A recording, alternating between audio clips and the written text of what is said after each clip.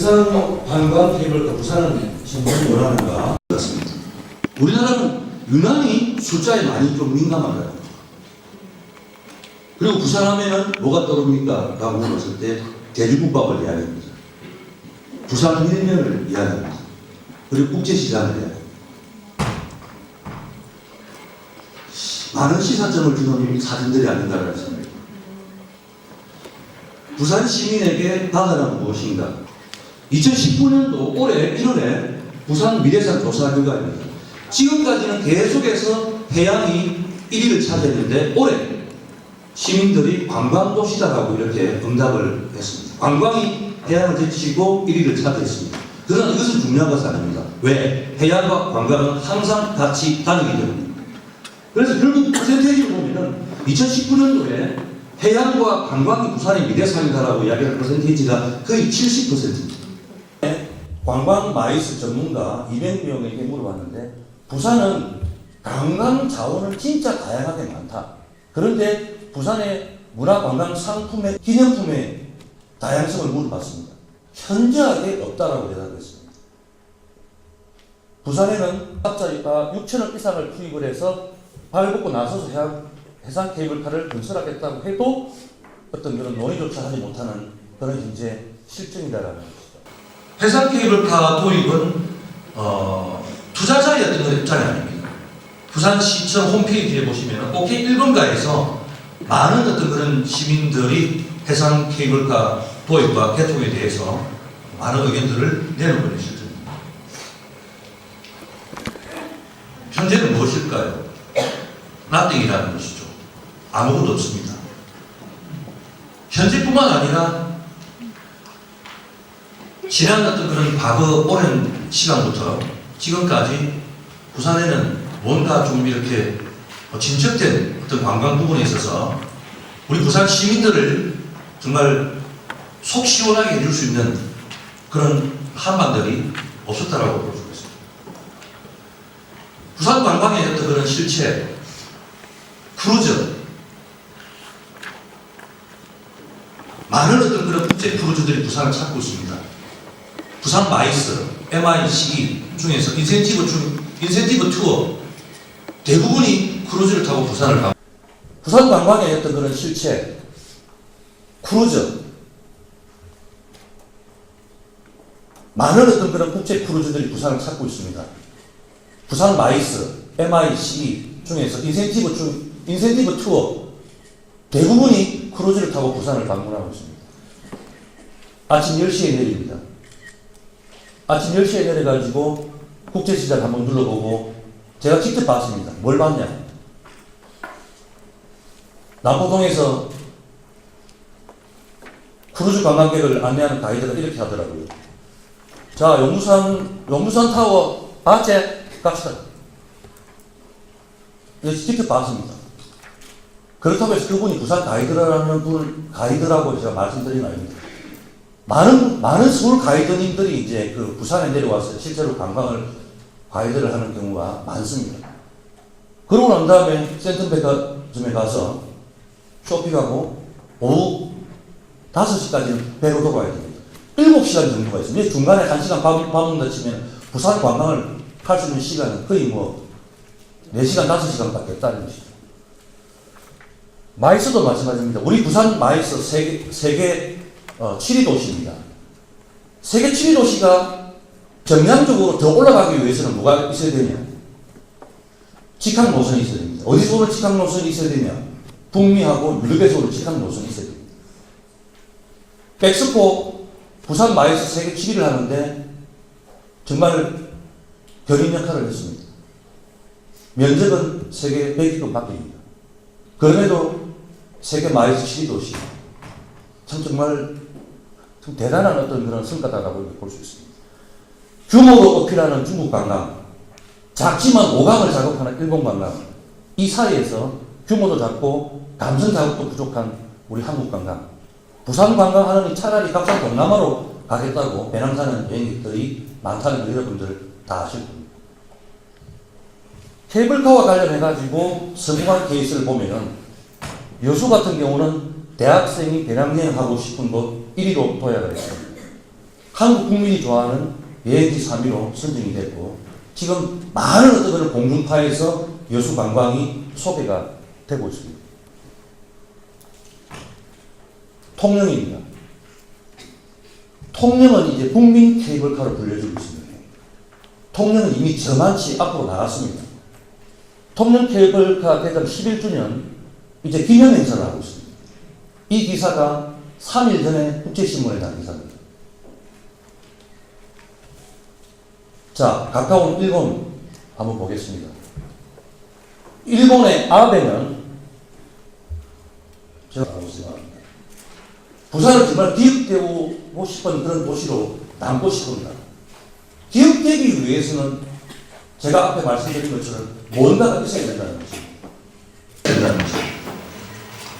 많은 세계인들이 우리 부산을 그냥 기억하지 않는다는 것이죠. 부산은 진짜 해양 수도입니다. 우리는 해양 수도를 부산 도시를 마케팅하는데 많이 씁니다. 해양 수도, 피난 수도, 관광 수도라는 말이 씁니다. 해양 수도 저기는 강범위합니다. 해양 수도가 해양 관광만을 이야기하는 것은 아닙니다. 해양 금융, 해양 선박, 해양 플랜트 모든 것을 아우르는 강범위한 것이 해양입니다. 해양 관광. 부산 시민은 바다가 그렇게도 중요하다고 했는데 우리 부산 시민이 바다와 공감하고 교류하고 바다와 소통하는 확률은 비율은 어느 정도일까요? 규제가 정말 넘어야 되는 그런 산이다라고 봅니다. 세계 100대 스타트 기업, 이제 막 창업한 세계 100대 스타트 기업 100개가 우리나라에서 창업을 한다면 그 100개 중에서 10개밖에 창업을 할 수가 없다고 합니다. 뭐 때문에? 규제 때문입니다. 저는 정말 그런 공부를 한번 해보고 싶습니다. 이 규제가 미치는 그 파급 효과, 규제를 풀었을 때 얼마나 큰 긍정적인 파급 효과가 있을 것인가, 저는 그걸 한번 연구를 해보고 싶습니다. 부산에는 정말 랜드마크가 있을까요? 부산은 관광객을 받을 준비가 잘 되어 있을까요? 여러분들 지하철 타고 학교라든지 회사로 출근하시는, 그리고 우리는 정말 진정한 관광 프로인가? 관광과 관련돼서 종사하는 공무원, 산업재해에 있는 분들, 그 다음에 학교에 계시는 분들, 정말 프로의 어떤 그런 자세를 가져야 될 것 같습니다. 지금 어중간한 이대로 좋은지 한번 우리 자신들한테 한번 물어봐야 될 것 같습니다. 해상 케이블카가 도입이 되었을 경우 이렇게 관광을 좀 연계를 했으면 하는 그런 제 나름대로의 어떤 그런 생각을 한번 정리해 봤습니다. 그 해운대와 사실은 그 이기대 저쪽과는 사실은 광안리 해수욕장으로 인해 가지고 사실 단절되어 있다고 보시면 되겠습니다. 그래서 이것을 저 송정에서부터 이 해운대, 송정, 기장, 해운대, 그 다음에 케이블카를 이용해서 이기대를 통해서 바로 앞에 있는 동명대 밑에 있는 그 지하도로로 가면은 송도까지 거의 뭐 한 10분 정도 만에 갈 수 있습니다. 이런 어떤 그런 우리 부산의 해양 벨트 역할을 하지 않을까라는 그런 판단이 듭니다. 이상 위원회와 발표를 마치도록 하겠습니다. 감사합니다. 송도 아니고요, 여수입니다. 여수. 네, 여수인데 제가 왜 이걸 화면을 든 분위기였는데 요거 케이블카 다니면서 예쁘게 싹 바꿔서 조금 감각이 있구나 이런 생각이 들어서 사진 한번 넣어봤고요. 여행법은 궤도 운송법, 궤도를 다닌다고 해서, 그리고 이제 뭐 이렇게 얘기를 하고 있고요. 일본에서만 유난히 로프웨이란 말을 쓰고 있습니다. 자, 케이블카가 시작되는 게 수송과 장애인 배려부터 시작이 됐습니다. 그래서 사실은 이거는 이라는 절차를 먼저 거쳐야 된다. 아까도 사실 추진위원회가 오셨었는데 사실 저희가 추진위원회랑 아무 상관이 없습니다. 저희가 먼저 하자고 했거든요. 그러니까 추진위원회가 나중에 생길지 모르겠는데 저희 자체 교수님들께서 순수한 목적으로 출발해서 찬반 한번 따져보고 정확한 팩트를 따져보자는 차원에서 했고요. 그래서 시작할 때 아무리 어렵더라도 합의를 좀 봐야 되겠다는, 사회적 합의가 먼저 이루어져야겠다는 거고요. 그 다음에 이제 방문객 위치라든가 그리고 지역 경제 협의가 되는데, 제가 지난 발표 다른 주제 발표까지 지역 경제 활성화를 했다가요. 지금은 지역 경제 회복을 했습니다. 뭐 의미가 있겠죠, 그렇죠?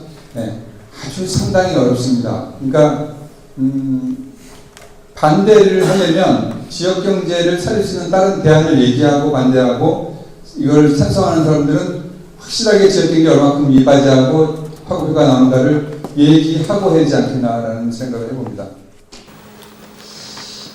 그래서 결과적으로 그것 때문에 거기에 간다가 제가 마지막으로 드리고 싶은 얘기인데 그것 때문에 거기 가는 거죠.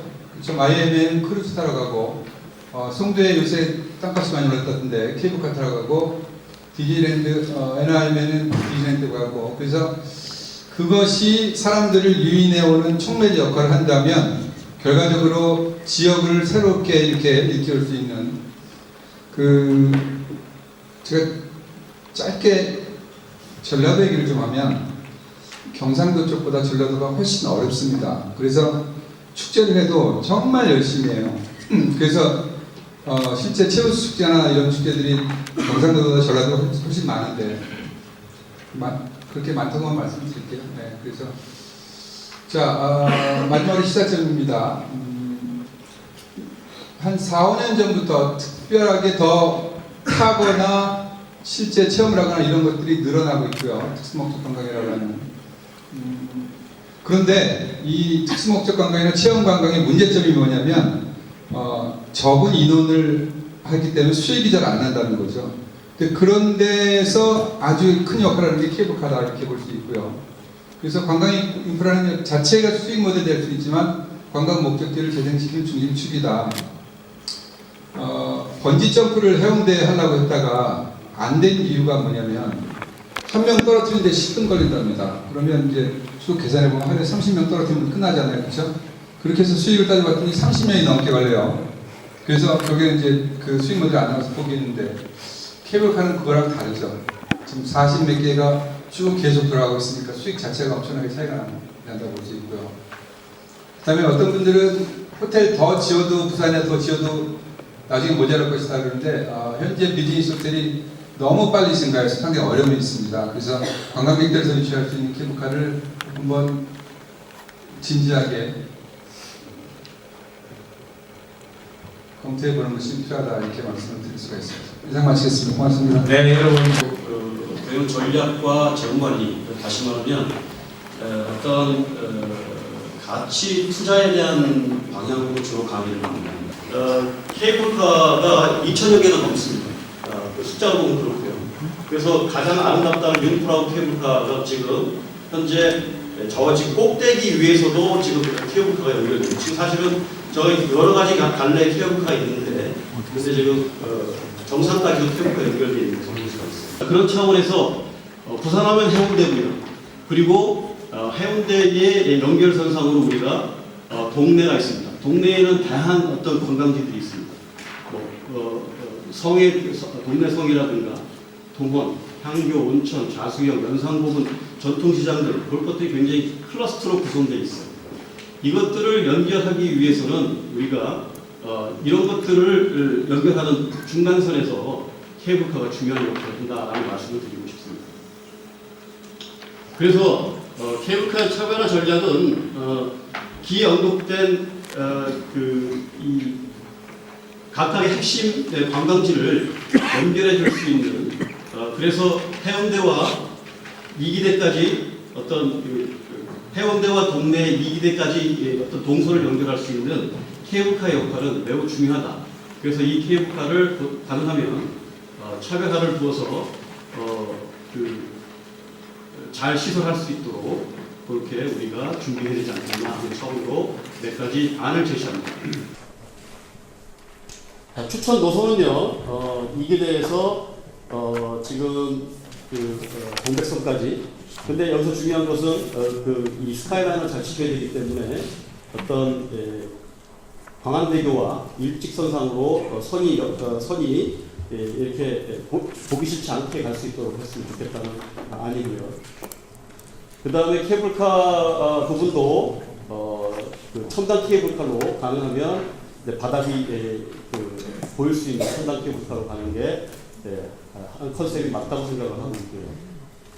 케이블 선도 이것도 좀 조사를 해봤는데요. 기존의 2선 S2S보다는 3S로 해상이기 때문에 안전이 중요하고 그래서 안전적인 그 탑승을 위해서는 3S가 필요하다고 이렇게 생각이 됩니다. 그 타워로는 우리가 보통 그 보기에 좋아야 되기 때문에 광안대교 높이의 약 2배 정도, 150m 정도가 이상적이다, 적이지 않을까 생각합니다. 그리고 타워 수는 가능하면 적은 숫자, 그 3S 테이블로 가되 가능하면 적은 숫자로 갈 수 있으면 좋겠다. 이런 아닙니다. 자, 그리고 곤돌라와 캐비는 크리스탈 형태로 가능하면 들어갔으면 좋겠다. 송도의 예를 들었듯이 송도와 비슷한 형태로 가면 좋지 않을까 그런 안입니다. 자, 요거는 제가 오창환 교수님하고 마치 차 한잔 하면서 나왔던 얘기입니다. 그래서 저보고 이 부분을 말씀을 좀 해달라고 얘기를 했는데, 요게 이제 마지막 탑승이 끝나고 나면 보통 캐빈이 서서히 움직이거든요. 그 움직이는 그 과정을 원통형으로 터널 속 형태로 만들어서 그 안에 4D와 같은 어떤 영상을 좀 구현해가지고 우리 놀이공원 형태와 같이 연계할 수 있는 방안이 좋지 않겠나. 이런 나름대로 차별화 전략을 제시를 하고 있습니다. 자, 이제 운영 방식의 그 마지막 제언은요. 요거를 가능하면 컨소시엄 방식도 있고 우리 민간 투자 방식도 있을 텐데 뭐가 좋다고 말씀드리기는 곤란합니다. 하지만 이건 또 좀 더 논의가 이루어질 것 같고요. 가능하면 민간 투자라면 이제 BTL 방식으로 사용을 해서 이제 사용 후 앞에 이제 송도와 같이 20년 후 이제 체납하는 형태로 가는 것도 방법이지 않을까 이렇게 생각합니다. 좀 준비해온 양은 굉장히 좀 많았는데요. 여러분들한테 발표를 하면서 양이 많다 보니까 체계적으로 하지 못한 것 같습니다.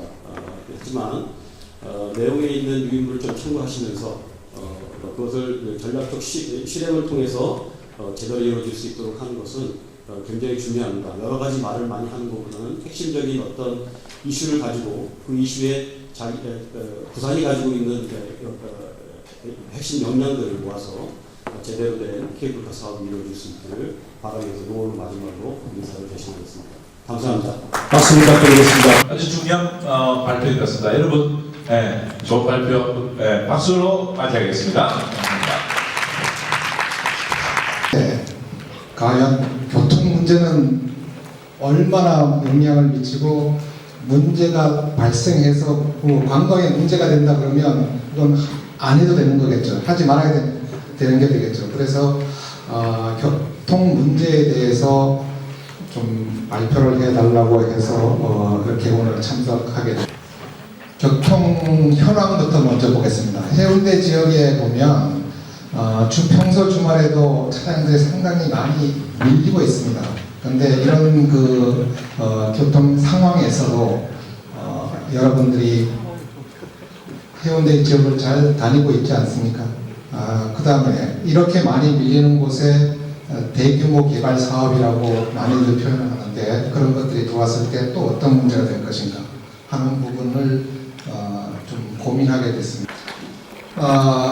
해운대가 왜 그러면 이렇게 차량들이 많이 밀리게 되느냐 하는 부분을 보면 가장 큰 이유는 해운대 해수욕장입니다. 해운대 해수욕장에 오고자 하는 아까 관광 마이스 이쪽에서 많이 찾는 부분들이 해운대 일대라고들 합니다. 교통 대규모 교통 유발 시설들이 많습니다.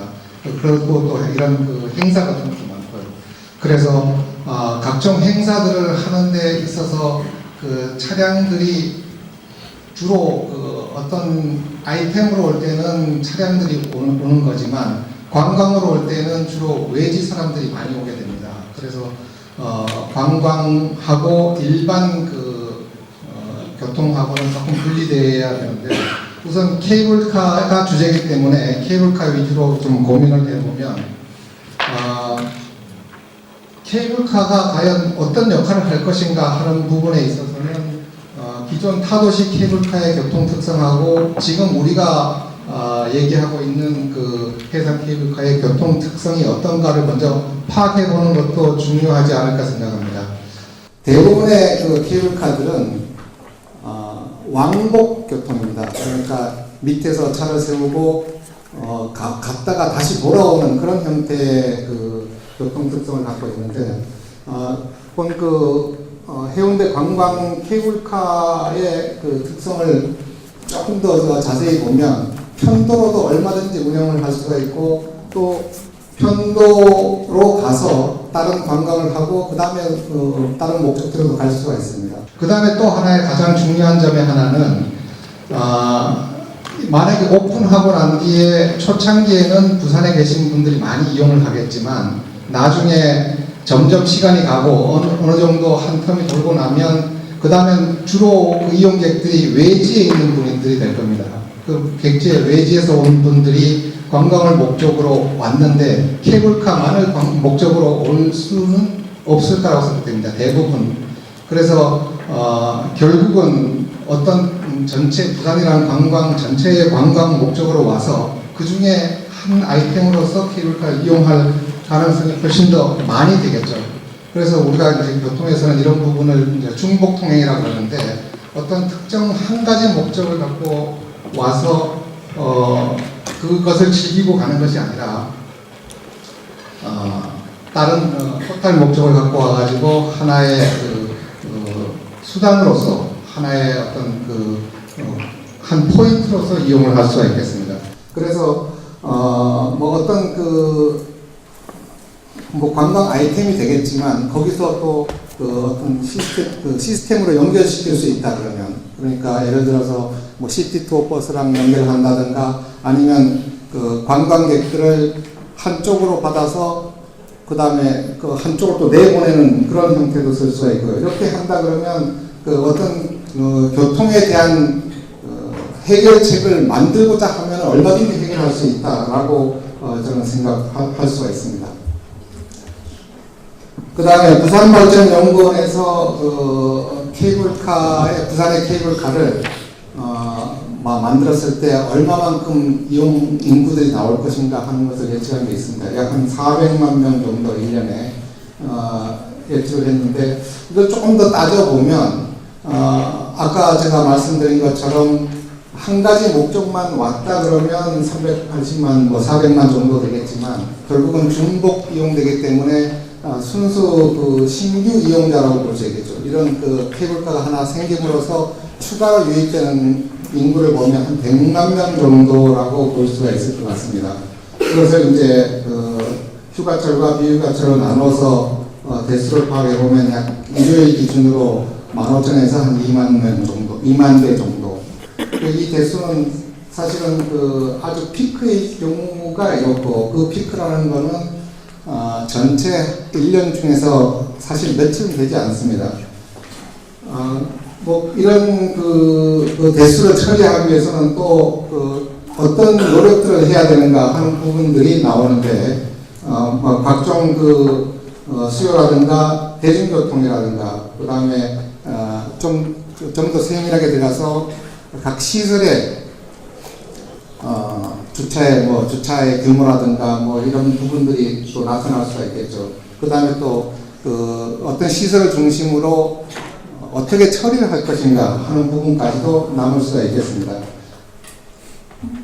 좀 더 세밀한 것들이 있겠지만 그런 부분들은 얼마든지 극복할 수 있는 부분들이기 때문에 좀 넘어가도록 하겠습니다.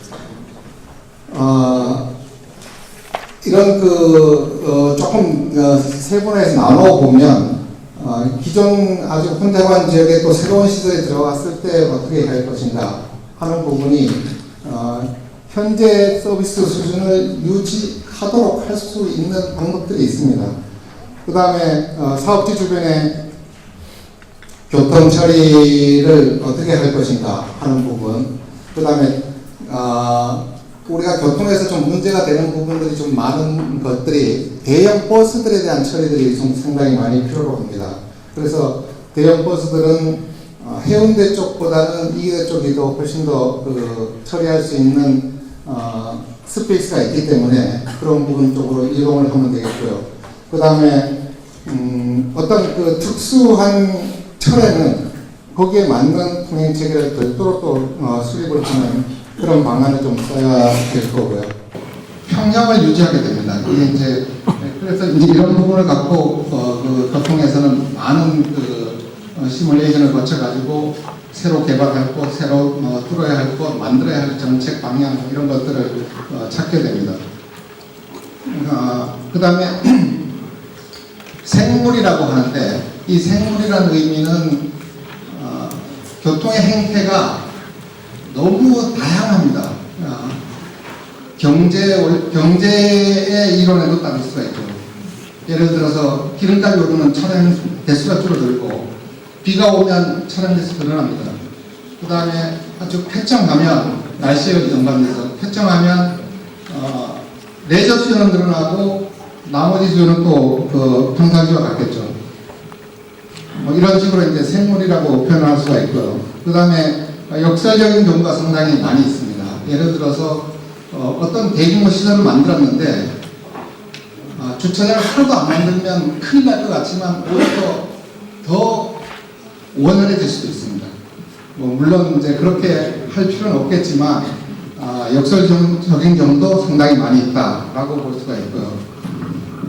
그 다음 마지막으로 이런 그 해상 케이블카가 생겼을 때 교통 대책은 있냐? 저는 해결할 수 있다고 봅니다. 왜냐하면 해운대 지역에는 지금 지하에 지하철이 있죠.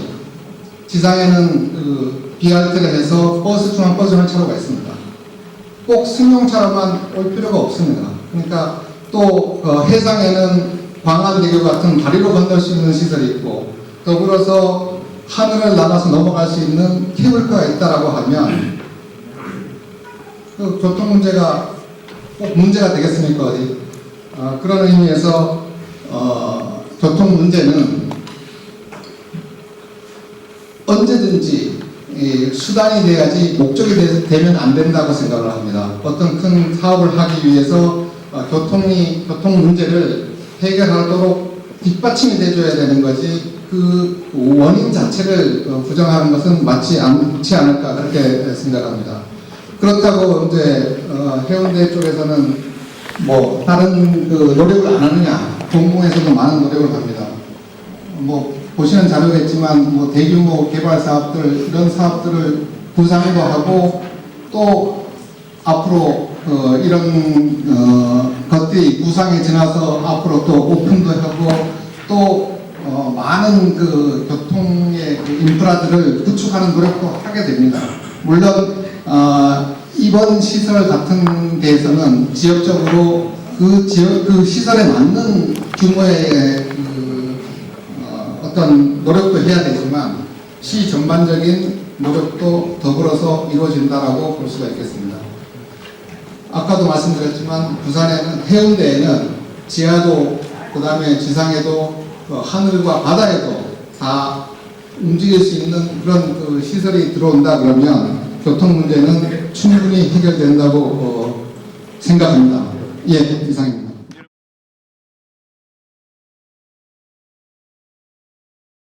토론은 좀 더 심도 깊게 이렇게 됐으면 하는 게 제 바람입니다. 여러분들, 제가 방금 전에 갔다 온 게 부산시의 어떤 부시장님을 모시고 마이산업 육성협의회라는 회의를 참가하다가 주변에 나왔습니다. 사실은 나왔는데 네. 거기서도 얘기가 나왔던 게 뭐냐면 어떤 이제 부산 시민들이 생각하는 부산의 미래를 얘기를 했을 때 부산의 미래 성장 동력으로 시민들이 가장 생각하는 것은 관광 산업이라는 이런 얘기들이 몇 번 나왔습니다. 말 그대로 부산의 어떤 새로운 어떤 경제 발전과 성장의 돌파구로서 관광 산업이 가진 역할을 전문가들뿐만이 아니라 지금 하는 어떤 일반 시민들까지도 이미 동의를 하고 있는 부분인 것 같습니다. 그러면 이러한 어떤 부산의 관광 산업을 우리가 발전시키기 위해서는 어떻게 해야 되느냐? 뭐 여러 가지 얘기가 있지만 제가 생각할 때는 부산의 관광 목적지 이미지를 강화시키고 또 우리 관광 산업을 돈을 벌 수 있는 말 그대로 고부가가치 산업으로 실현을 시켜야 된다고 생각합니다. 그런 관점에서 해상 케이블카와 같은 어떤 대규모의 관광객들을 직격할 수 있는 관광 자원과 이런 어떤 인프라에 대한 개발은 미룰 수가 없는 중요한 문제라고 생각을 합니다. 각각의 이해관계자분들은 본인들의 어떤 당위성이 있고 거기에 대해 가지고 여러 가지 논리들이 있으셨다는 걸 제가 느꼈는데 저는 아무쪼록 오늘 이 자리가 다양한 이슈들에 대해서 우리 각 분야의 어떤 전문가분들의 심도 깊은 논의를 통해서 우리가 가지고 있는 생각의 간격을 좀 줄이고 또 부산에 도움이 될 수 있는 방향으로 같이 조금이라도 나아갈 수 있는 계기가 되었으면 합니다. 네, 이슈가 워낙 첨예한 문제다 보니까 좀 서두가 길었습니다. 오늘 이 해상 케이블카의 개발 관련해서 토론을 해주실 전문가분들을 소개해드리도록 하겠습니다. 네, 반갑습니다. 부산시의회 최도석 의원입니다. 오늘 이 자리는 우리 부산이 한국을 대표하는 해안 도심에도 불구하고 또 우리 인바운드 업체들이 한결같이 부산에는 관광거리가 없다. 이런 소위 해상 케이블카 이런 부분은 늦어도 너무 늦다. 이 부분은 인식을 또 아마 같이 할 것 같아요. 문제는 필요한데 왜 지금까지 부산의 가장 매력적인 또 부산을 대변할 수 있는 이런 해양관광 또는 관광 인프라가 없었느냐. 첫째는 우리 관광인들의 책임이다. 저는 그렇게 생각합니다. 다른 어떤 분야에서 부산 관광 인프라를 만들어주질 않아요. 그래서 우리 관광인들이 우리 부산 관광의 문제점 20년 전이나 지금이나 우리가 김해공항에 부산 또 국제 크루즈 어떤 방문객이 부산을 방문하고 나가면서 관광 기념품 하나 부산을 대표하는 거 하나 사가지고 반드시 필수 관광 기념품 하나 반드시 사야 되겠다는 것. 그런 문제를 비롯해서 우리가 관광의 철학은 역지사지 입장을 바꾸면 모든 것이 답이 나오는데 모든 마케팅 500페이지 마케팅 경영학 원론 다 줄이면 역지사지 입장 바꾸기에 우리 관광객들이 좀 더 새로운 각오로 적극 소극적 아까 조심스런 오늘 주제다 하던데 제가 볼 때는 민주주의의 어떤 선진국의 공통점이라면 법은 고칩니다. 국민과 지역 발전을 위해서 그 법은 고치라고 있는 겁니다. 그래서 우리가 법도 신경 쓰지 말고 부산에 정작 이게 필요하다면 우리 관광인들이 좀 더 적극적이고 능동적인 자세로 접근했으면 좋겠다. 이게 허구헌날 회의, 세미나, 토론회, 보고회, 용역 이런 것만 반복할 것이 아니라 선진국의 차이점은 49대 51, 2% 차이가 있어도 이거를 추진합니다. 우리는 시청 앞에 띠마 하나 부르면은 그 나라가 봐라. 우리는 용역하고 반대 토론하고 물론 어떤 논의의 과정은 거치어야 되겠습니다만 그래도 외국의 사례는 49대 51, 2%만 차이있어도 직접 그를 추진해 나갑니다. 우리는 너무 상대 논리에 단점에 너무 집착을 해서 그 단점을 극복하고 장점을 극대화시키는 그런 협력과 지혜를 많이 놓치고 너무 말같이 이론잡지만 하고 있다. 그래서 이제 우리 민선 7기 부산시도 오그돈 시장님께서 처음에 취임사 그 다음에 시정연설에 관광이라는 두 단어가 없었습니다.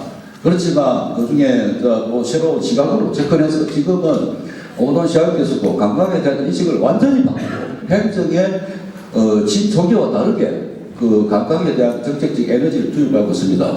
제가 또 아쉬운 점은 모든 부분 예산에서 첫 단추가 되고 그 꽃이 핍니다. 우리 부산시 예산이 부산시만 약 12조, 교육적 예산이 약 4조 됩니다. 12조 부산시 예산에 관광 분야 예산이 얼마 들어갑니까? 300억이 안 됩니다. 다시 말해 1%가 안 됩니다. 그 1%는 부산 관광을 포기하는 거나 마찬가지입니다. 그렇다면 제가 저희 모두에 묻었던지 부산의 그 관광 전문가분들은 과연 그동안 뭐 했는지, 이 1%에 어떤 대응을 했는지, 그래서 전문가분들은 지금은 소극적이고 좀 조심스러운 주제가 아니라 어느 사업 주체가 할 것이 아니라 지금 케이블카만 주제를 들더라도 실패한 사례가 거의 없어요, 사실은. 또 환경적, 아까 강혜상 교수님의 5가지 문제점, 그 부분으로서 제가 줄여나가겠습니다. 사생활 문제. 케이블카에서 조만간의 확보에 자기들의 긴급 요소를 하든지 이런 부분에서 더 초점을 두지, 비배면에 있는 아파트 그 안 궁금해하지 않아요. 사생활 문제는 논리에 맞지 않는 그런 거라. 그 다음에 조만간 케이블카의 그 가치는 그 바다의 조망권이라든지 주변에 펼쳐지는 다양하게 연출되는 그 지역의 인문 자연적 어떤 그 거리를 만족도로 하는 부분인데, 그 조망권이라는 것은 공공재입니다. 바다 공간, 하늘 공간은 특정 건물, 특정 단체에서 전유물이 아닙니다. 사유재산이 아닙니다. 절대 해양 조망권은 특정 아파트 전유물이 아니다. 특정 어떤 지역의 기득권자의 소유물이 아니다. 그런 점에서 대응을 해야 될 거겠다. 교통운전. 역시 부산의 그 해수욕장 방문객이 1년에 약 한 3,600만 명대죠. 그 중에 7개 해수욕장 나누더라도 해운대 만일에 모델적이다. 1,000만 명 일시적 사계절을 나눠도 케이블카 하나에 하루 그 어떤 뭡니까 그 해수를 감안해도 하루에 100만 명이 합니다. 그 한 2만 작아야 많아야 한 몇천 명 됩니다. 그걸 가지고 교통 문제라는 부분은 그냥 다리 잡기입니다. 물론 어느 정도 어떤 지역에 따라서 기종점에 따라서 교통 문제 그 부분은 기본적으로 필수적으로 해결해야 될 가장 기본 조건입니다. 환경 문제 역시 아까 조금 전에 그 사천 해상 케이블카 지주 2.43km를 했죠. 2.43km. 기술은 발전합니다. 그 지수가 2.43km의 제일 길입니다. 지수가 4개입니다. 소위 알겠죠, 지수. 이 지수도 4개입니다. 옛날에는 지수가 6개 필요한 부분이 지금은 3개만 필요합니다. 그만큼 기술이 나아지고 있습니다. 그래서 그런 부분, 환경 문제 역시 해상의 그 어떤 그 다음에 고정식 어떤 그 구조물 설치도 일시적인 어떤 환경적 그 분이고, 그거는 태풍 때 지나갔다 생각할 정도로 다시 해상 케이블카, 해상 기주 문제, 안전 문제, 어떤 여러 가지 건설 기술 발전에 따라서 크게 문제 없습니다. 해양 환경적 문제도 억지로 부정적이고 발목 잡기 해서는 안 되고, 장점을 극대화하고, 또 그 다음에 여건 이거는 논의의 가치가 없습니다. 여건이라는 기득권을 말하는지 몰라도 아까 5개 꼭지를 본다면 어쨌든 제가 또 다른 분도 토론해야 되는데 아까 축사를 길던데 우리 토론자가 짧으면 이 진정한 토론회가 아닌데, 그래서 제가 참 드릴 말씀은 약 한 20분 되는데, 일단은 우리가 요약하자면은 법은 고치라고 있는 것이고, 우리가 경제를 원하면서 일자리를 원하면서 이 부분 이래서 안 되고 저래서 안 된다. 그냥 여기 오는 공무원들 오셨는가 모르겠는데 공무원들을 위한 법이 돼서는 안 되고 시민과 경제를 위한 법은 바꾸는 거예요. 그래서 문제는 최소화해야 된다. 그 말씀을 좀 던지고 싶고, 마지막 한 가지만 10초라도 쓰길 부분이, 우리가 지금 소통, 그리고 관광 컨벤션에서 플러스 단체 합성은 많이 있어. 소통하면서 컨벤션 노래 부르다가 또 많이 있어. 시민들은 합의해 나가는, 그러면 용어에서 인식을 같이, 아니면 좀 보다 창조적인 용어, 그 창조적인 용어가 다른 데서는 갭을 알죠. 공중선. 이 케이블카라는 보다는 그냥 스카이 택시라든지 좀 산다운 명칭에서 좀 달리 접근해서 좀 우리가 볼 필요가 있다. 또 우리 코스 역시도 교과서적인 어떤 특정 업체에서 제안한 그런 영어 코스도 있습니다만, 좀 다양한 코스를 생각하며 한경산에서 출발해서 또 여러 코스를 생각할 수 있고, 마지막으로 오시리아 관광단지가 지금 다 되고 나면 센텀처럼 또 새로운 어떤 관광 맹수가 분명히 됩니다. 오시리아 관광단지는 부산에 있는 해양도시, 한국을 대표하는 해양도시의 오시리아 관광단지입니다. 소위 동부산 관광단지. 그 부분에 유일하게 빠진 것이 수원, 경기도에 있는 내륙도시 오시리아가 아니고 해양도시 오시리아 관광단지인데, 해양성 관광자원이, 관광 상품이 하나도 없는 오시리아 관광단지입니다. 됩니다. 그래서 접근성 이런 측면에서 아까 그 기자 뭡니까 어느 해수욕장과 기종점을 했던데 제가 마지막 제안하는 게 오시리아 관광단지에 연계하는 공수항에서부터 뭐 그 뭡니까 송정 해수욕장 그다음에 해운대 그 동백 뭡니까 그 달맞이 언덕이 동해안 서해안 남해안 기종점 어떤 그 영역입니다. 그 점에서 어떤 연계하는 그 뭡니까 해상 케이블카를 해서 이기대까지 가서 북한 재개발 사업 역시 어떤 2024년쯤 되면 아마 화려한 그 조감도와 비슷하게 갈 겁니다. 그 국제 그 해양 관광 거점에 우산다운 해중도로가 아니면 해중관광도로가 아니면 해상관광 어떤 택시라든지 이런 개념으로 좀 대중교통과 연계하는 그 복합 기능을 연계해서 좀 차별화성으로 다가서자. 다양한 말씀을 드리고 싶습니다. 요즘 더 하겠습니다. 해양관광 인프라를 위해서 관광인들이 보다 더 적극적으로 나서야 된다라고 얘기를 해주셨고, 그리고 또 뭐 케이블카 명칭에 대한 어떤 창조적인 어떤 접근이 필요하다.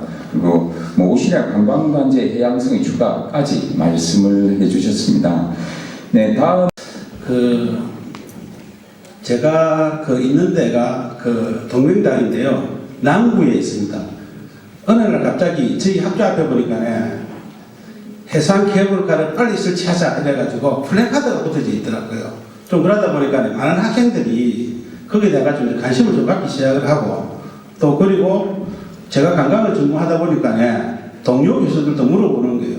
야, 케이블카가 어떻느냐? 그래서 사실은 어떻게 본다면 거기에 대한 명확한 일반 시민들이 의사결정을 할 수 있는 중보를 좀 만들어줘야 되지 않겠느냐 좀 생각이 들거든요. 사실은 이런 것들도 지속적으로 거기에 대한 많은 사람들이 정확한 정보를 가지고 정확한 의사결정을 할 수 있도록 해주는 것이 맞지 않느냐 합니다. 부산 관광에서 케이블카가 없으면 안 되느냐 하는 겁니다. 첫 번째 많은 사람들이 궁금해하는 것은 실질적으로 부산 관광에 꼭 케이블카만 있으면 부산 관광이 되고 케이블카가 없으면 부산 관광이 안 되느냐, 거기에 대해서 명확하게 전문가들이 좀 대답을 좀 해줘야 되지 않느냐는 거고요. 또한 어떤 부산은 해양 도시를 추구하기 때문에 해양 관광을 하는데 해양 관광에서 우선순위가 해양 레저 스포츠를 하면 안 되느냐, 해상 케이블카 말고 이런 데 대해서 우선순위에 대해서도 저희들이 명확하게 좀 대답을 좀 해줘야 되지 않느냐 하는 거고, 좀 더 세부적으로 들어가면요, 오늘 저희들 어떤 최 박사님께서 정확하게 대답도 해주시는데 실질적으로 또 교통 문제를 어떻게 해결할 것이냐. 지금도 토요일날 되면 해운대에 못 들어오는데 거기에 대해서 좀 뚜렷하게 전문가 같은 집단들이 그런 문제에 대해 가지고 좀 해결해 줘야 되지 않느냐 하는 거고요. 그쪽에 지금도 강한대교에 있는데 그 뒤에다가 또 케이블까지 설치한다면 미관상이 어떻게 되겠느냐 라는 어떤 문제를 갖다가 제기한 사람들도 있거든요. 그러면 거기에 대해 가지고 도시 어메니티를 전공하는 사람들이 모여가지고 힘들인 걸 갖다가 정보를 제공해 줘야지 그 사람들이 듣고 자기 스스로 판단해 가지고 좀 찬성하든지 반대하든지 좀 의견을 갖다가 할 수 있지 않겠냐는 거고요. 아까 같이 개인 사생활 문제로도 마찬가지입니다. 사실은. 그리고 특히 바다는 작게는 부산 시민 거고요, 많게는 우리 대한민국 국민 거고, 더 크게 본다면 전 세계인의 바다예요. 이걸 갖다가 특정 지역한테 줘가지고 개발 이익을 갖다가 개유 사유하는 데 대해서 어떻게 할 것인가 반대도 있을 수가 있습니다. 그걸 갖다가 했는데 장사가 안 돼가지고 만약에 그걸 갖다가 방치하게 된다면 카리브 어떤 연안에 있는 어떤 국가들처럼 가까이 있는 북극처럼 그렇게 되면 어떻게 할 것인가, 이런 것에 대해서는 실질적으로 좀 심도 있는 논의를 통해 가지고 이러한 다양한 정보를 제공해 줘야지만이 시민들이 올바르게 판단을 해가지고 찬성할 것인가 반대할 것인가를 할 수 있지 않느냐는 겁니다. 그래서 사실은 저는 좀 더 개발론자이기 때문에 좀 더 치우쳐 있죠, 개발적으로.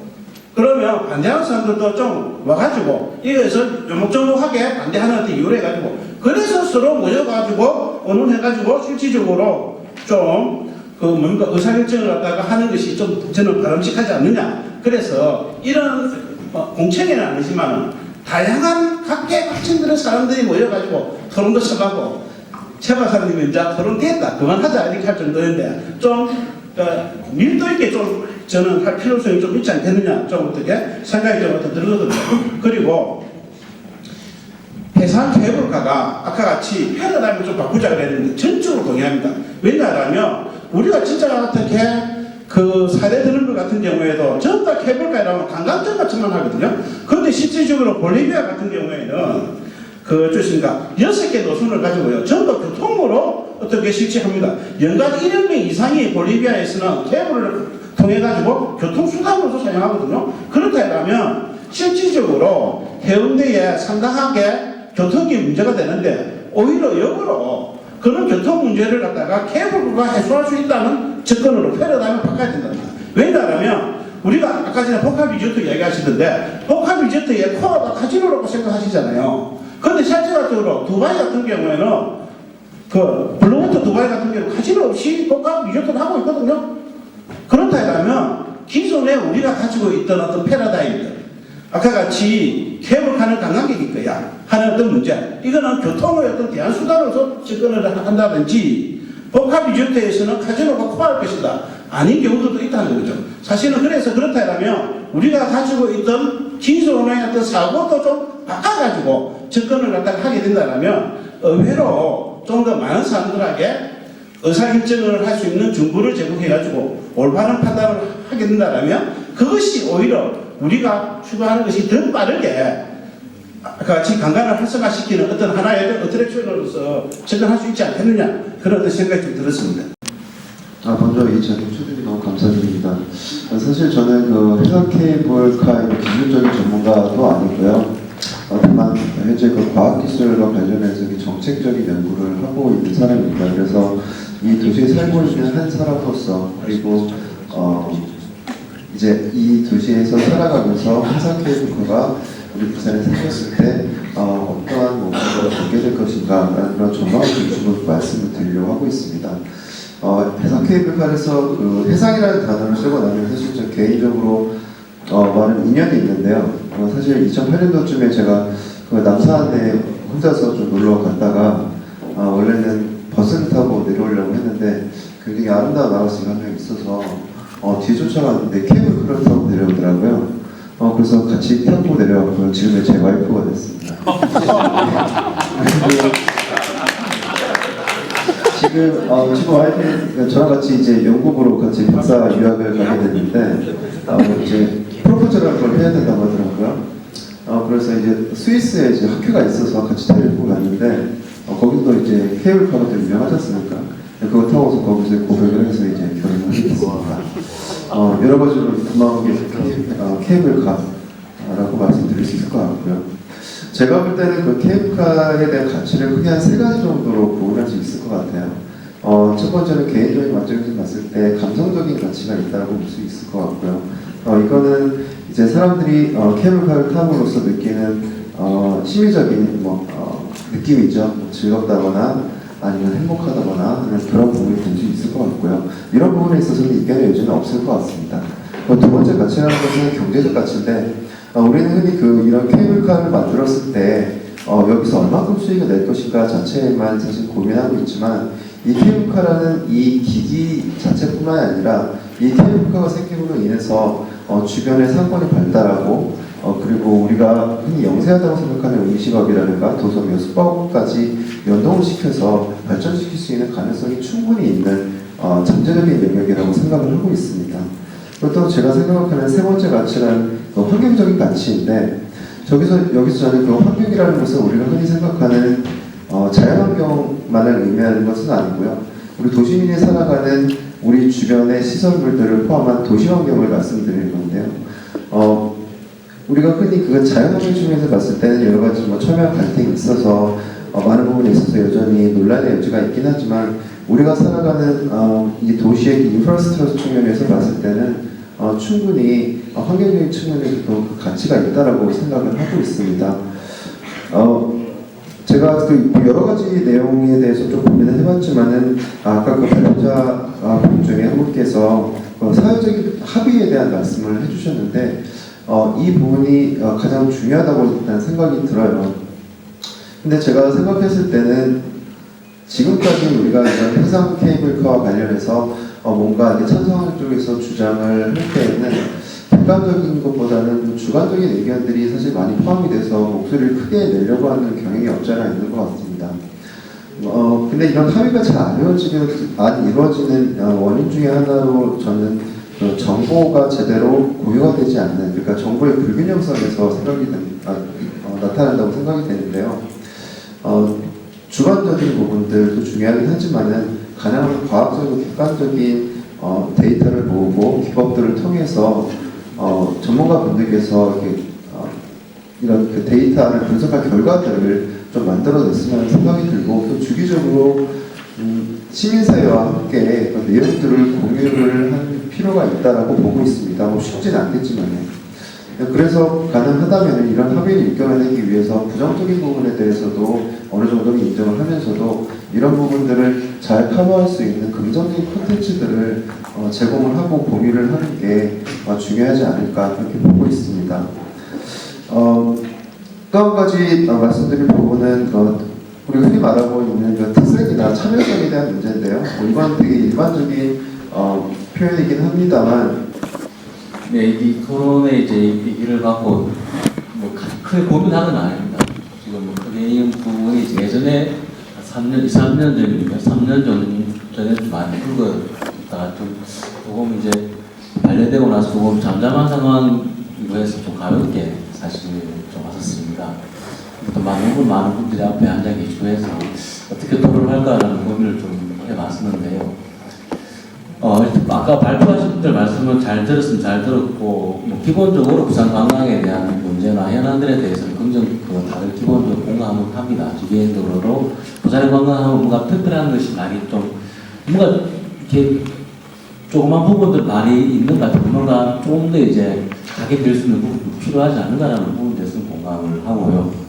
그렇게 본다면 이 예산 케이블카가 그것이 될 수 있을까 하는 문제는 좀 별개의 문제로 봐야 되지 않을까 하는 생각을 좀 하게 됩니다. 시민단체에 있다 보니 아무래도 여러 가지 이 사업에 있어서에 대한 우려점들, 그리고 이 부분을 어떻게 좀 해소할 것인가에 대한 이런 얘기들을 아무래도 좀 얘기하는 것이 맞지 않을까 싶고, 그런 부분에서 몇 가지 좀 말씀을 좀 들어볼까 합니다.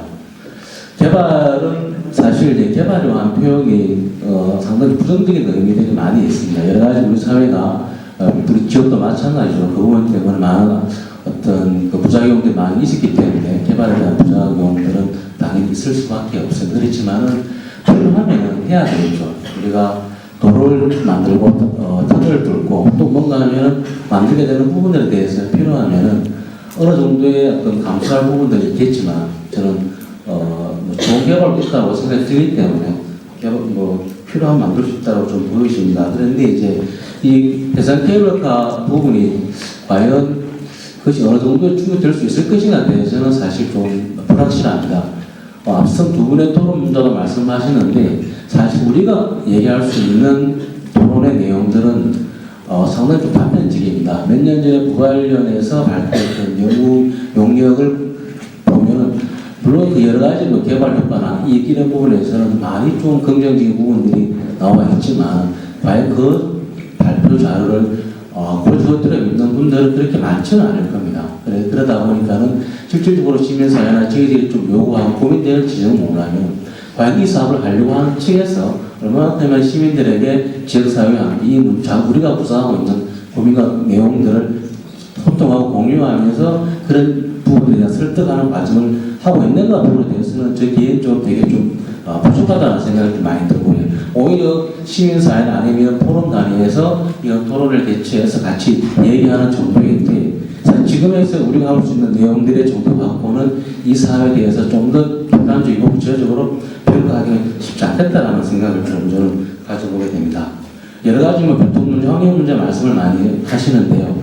저는 개인적으로는 아까 발표하신 분들 말씀하신 저는 종합법 문제에 대해서 말씀을 좀 더 드리고 싶습니다. 토론자도 말씀하셨는데, 바다 조망은 사실 우리 누구나 다 같이 함께 누려야 될 부분이라고 보여지고요. 근데 그것이 어떤 그 민간 기업이나 이 부분으로 물론 그렇다고 해서 그것이 전용으로 되지는 않을 겁니다. 하지만 그에 따른 어떤 있는가 그런 부분에 대해서는 저는 사실 이것이 왜 그 기업이 민간 기업이 그것을 해서 하게 되면 그런 부산에 어떠한 이익이 되겠는가라고 그런 조망권이 해소되면서까지의 과연 그것이 어떤 부산에 이익이 될 수 있겠는지에 대한 이런 부분들도 조금 더 고민을 해봐야 되지 않을까라는 생각을 좀 들고요. 그리고 광안대교하고 어떤 그것이 마찬가지로 조망권 부분 마찬가지인데 그런 부분 고민이 될 거라고 좀 보여주고 그리고 지역 주민들의 반대죠. 그런 부분에 대해서는 지역 주민들이 와 계신지는 모르겠지만 사실 그런 부분들도 충분히 저는 이제 같이 그 부분에 대해서 충분히 얘기해 볼 수 있다라고 저 개인적인 생각이 듭니다. 아무리 주민들이 받는 피해들에 대해서는 어느 정도 어떤 발상의 문제, 여러 가지 측면에서 그런 부분들을 얘기가 될 수 있지 않겠는가라는 생각을 좀 해보게 되고요. 그리고 이제 5천억 이상이 들어간다고 합니다. 5천억 이상이 들어가는데 사실 작은 돈이 아닙니다. 작은 돈이 아닌데 이게 그만큼 투자를 했을 때 수익이 남길 수 있겠는가에 대한 사실 저는 제가 사업가라서 어떤 단사를 안 되어서 판단은 잘 못하겠지만 케이블카만의 어떤 수익으로는 어렵지 않을 거라는 그런 고민을 좀 들고 해서 실질적으로 이익에 대한 동백섬에 대한 개발 문제 같이 연동될 수밖에 없다라고 좀 보이십니다. 그렇다면은 환경단체들에서 그런 부분에 많이 조금 비판을 많이 하고 있는 부분들이 이익에 대한 동백섬에 대한 자연경관과 여러 가지에 대한 어떤 생태계적인 문제들을 많이 지적하고 있는데 그런 부분들에 대해서도 어느 정도에 대한 조금은 해명이든지 아니면 설명 또 소통을 통해서 그런 과정들에 대한 노력들을 좀 더 있어야 되지 않을까라는 생각을 해보게 되고요. 그리고 민간업자가 하게 됐을 때 아까도 말씀드렸지만 부산에 어떤 일이 있을 것인가. 이제 송도 같은 경우는 10년간 이제 운영권과 수익권을 다 가져가게 됩니다. 그러면서 실질적으로 어떤 지역사회에 대한 경제적인 환원이나 지역사회 기여 그런 부분에 대해서 정확하게 나와 있는 건 없습니다. 그래서 지금에서 그러다 보니까 어느 일부에서는 그렇게 진행되는 데서도 특혜가 아니라고 표현까지 하는데 정확하게 특혜라고 얘기할 수는 없겠지만 그렇게 만들어지고 있는 이익들에 대해서 어느 정도 지역사회 기여할 것이냐에 대한 이런 문제들에 대해서도 민간업자는 좀 더 정확하면서 고민들을 같이 이렇게 공유하면서 같이 알릴 부분이 있지 않겠는가 생각을 좀 들고요. 그리고 절차 과정에서 조금 더 투명하면서 객관적인 이런 논의와 토론들이 많이 좀 진행됐으면 하는 바람이고요. 한 가지만 말씀을 드리면은 시민사회에서도 이 문제에 대해서 긍정과 부정에 대한 명확한 입장을 갖고 있는 단체가 있습니다만 그렇지 않은 단체들도 상당히 있습니다. 그래서 저희들도 이 문제에 대해서는 좀 더 논의를 하고 고민을 해보면서 과연 어떤 방향으로 이 문제를 풀어가는 게 좋겠는가에 대해서도 시민사회가 적극적으로 같이 고민하도록 그렇게 하겠습니다. 이상입니다. 우리나라 이제 관광객을 유치하는데 2천만 명을 유치하겠다고 상당히 의욕적으로 정부에서 사업을 진행을 하고 있습니다. 근데 아직까지 이제 2천만 명을 유치를 못했고요. 그럼에도 불구하고 어쨌든 우리나라를 방문하는 관광객은 계속 늘어나고 있습니다. 그렇지만 이게 지금 이게 관광객을 이제 끌어들이는 데는 인프라 시설 확충하고 이게 병행이 돼야지 이게 가능하다고 생각이 되고요. 이런 측면에서 이제 부산에서 이런 부산 케이블카 설치 논의를 한다는 것 자체가 부산 관광 발전을 위해서 크게 도움이 될 거라고 생각이 됩니다. 그런데 해상 케이블카 관련해가지고 여러 개 이제 한번 찾아봤더니 세계 곳곳에서 이 케이블카를 상당히 많이 건설하고 있더라고요. 아까 이제 말씀드린 대로 스위스, 오스트리아 이런 나라들이 이제 가장 많이 있는데 최근에는 이제 멕시코, 터키, 앙카라, 또 베를린 이런 데서도 이제 케이블카를 건설을 하고 있는데 이제 여기서 이제 건설하는 거는 관광 목적이 이거보다도 이제 도시 교통 문제 해소를 위해서 특히 이제 멕시코 같은 데는 케이블카를 교통 수단으로 이제 이용을 해서 교통 문제를 이제 좀 해결하려는 그런 차원에서 케이블카를 건설을 하는 그런 것도 있고 그리고 또 관광 목적으로 이제 좀 아주 잘 개발을 했다고 싶은 게 그 호주 프란다 그 케이블카인데요. 그 프란다 지역은 그 여러분들이 그 다 그 영화 아바타 그 보셔서 아시겠지만 그 열대 우림 지역에 케이블카를 설치를 했는데 그 지역에 이제 그야말로 이제 청정 지역에다가 케이블카를 설치하는 건데요. 그 얼마나 그저 반대가 많았을까 뭐 좀 상상이 갈 것 같습니다. 근데도 이제 그 스카이레일이라는 회사에서 이 7년 동안 검토를 하고 사업 타당성, 환경 분석 그리고 또 관련 그 이해 단체들과 이제 협의를 통해 가지고 그걸 다 수용을 해서 성공적으로 그 개발을 하고 그리고 지금도 가장 잘 그 환경적으로 건설했다고 지금 평가를 받고 있는 것 같습니다. 그래서 그 호주에 있는 그 케이블카 그 건설 과정이 어땠는지 이런 것 상당히 좀 그 앞으로 개발하는데 상당히 큰 도움이 될 것 같습니다. 이 사람들이 이제 그 개발하는데 환경 그 열대 우림 지역을 훼손시키지 않기 위해서 맨 처음에 있는 그 자연 그대로의 상태를 그대로 이제 그 다른 데다 보관을 해놓고 옮겨놓고 그 개발된 다음에 그 옮겨놓은 토양이고 뭐 씨고 그걸 다시 이제 원 상태로 이제 복구시키고요. 그리고 또 건설을 하는데 헬기를 이용해서 모든 자재를 이동을 하고 그리고 또 헬기가 또 낮게 떴을 때 그 열대 우림 지역에 그 덮여 있는 그 숲이 있는데 그 숲이 훼손되지 않도록 100m 이상의 고도를 유지하면서 피해를 안 주는 그런 그 정성을 들여가지고 그 개발을 성공시켰습니다. 근데 이제 이렇게 아까 그 여러 가지로 이제 그 말씀을 하셨는데 이런 그 과정들 노력들이 어쨌든 시민들하고 공유가 되고 한다고 하면은 그리고 시민단체, 환경단체 이런 것들이 이제 공유가 된다고 하면 이 사람들도 충분히 그 정성의 그런 정성의 그 반복하고 그러다 보면 이제 그 사회적인 그 자본 비용 그러니까 이제 그 어떤 합의를 도출하기 위해서 뭐 거치는 그 시행착오를 최소한으로 줄이지 않을까 하는 그런 생각이 듭니다. 그 우리나라에서 이제 그래도 이제 가장 그 잘 그 성공적으로 이제 개발해서 운행하고 있다는 게 이제 통영 케이블카로 알고 있는데 통영 케이블카도 한 2008년인가 아니죠 2008년 그 개설하기 전까지 상당히 많은 그 시행착오와 협의 과정을 한 7년을 겪었던 걸로 알고 있습니다. 아까 그 최 의원님께서도 이제 뭐 세미나 뭐 이런데 이제 너무 이제 시간 소모가 많지 않느냐 하는데, 그러니까 이런 그 시행착오를 최소한으로 줄이기 위해서는 과거에 이제 그 다른 국내도 그렇고 해외도 그렇고 이런 사례들을 좀 충분히 좀 검토를 해볼 필요성이 있지 않을까 하는 생각이 듭니다. 그리고 이제 사업 계획하고 이제 이렇게 보면은 우리나라에서 지금 아까 그 강 교수님이 발표한 걸로 보면 가장 많이 이제 투자비가 들어간 게 송도 케이블카 운영인데 한 800억이 들어갔어요. 근데 이제 여기서 연간 150만 명 지금 운행을 하고 있는데 지금 여기 해상 케이블카에 아까 말씀하신 뭐 5천억이라고 하면은 뭐 단순 계산해서 한 5배고 한 650만 명이 이용을 해야지 좀 수지 타산이 맞지 않을까 그러는데 지금 아까 이제 나온 자료는 한 350만 명 이렇게 추정을 하는 것 같더라고요.